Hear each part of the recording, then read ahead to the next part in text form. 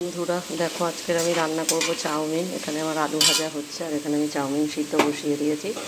জলের মধ্যে নুন আর একটু হলুদ দিয়ে দিয়েছি যাতে চাউমিনের কালারটা হলুদ হলুদ হয়। আমার ছেলে হলুদ দিয়ে চাউমিন খেতে ভালোবাসে, ওর জন্য এই পদ্ধতি। দেখো, দুটো ডিম ফাটিয়ে দিয়েছি, এবারে এটাকে ভাজা ভাজা করব। তারপরে এর মধ্যে আমি চাউমিনটা দেবো। তো আমার আলু দিয়ে ডিম দিয়ে ভাজা হয়ে গেছে, এবারে আমি চাউমিনটা দিয়ে দেবো, দিয়ে আমি ভালো করে নাড়াবো।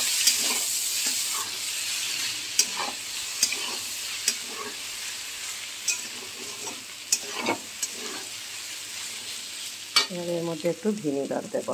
দেখো, এবারে এর মধ্যে আমি দিয়েছি একটু গোলমরিচের গুঁড়ো, একটুখানি অল্প একটু মিষ্টি আর অল্প একটু নুন পরিমাণ মতন, আর একটু ভিনেগার দিয়ে ভালো করে এটাকে এবারে ভাজবো। তারপরে চাউমিন আমার তৈরি হয়ে যাবে। দেখো বন্ধুরা, চাউমিন আমার রেডি।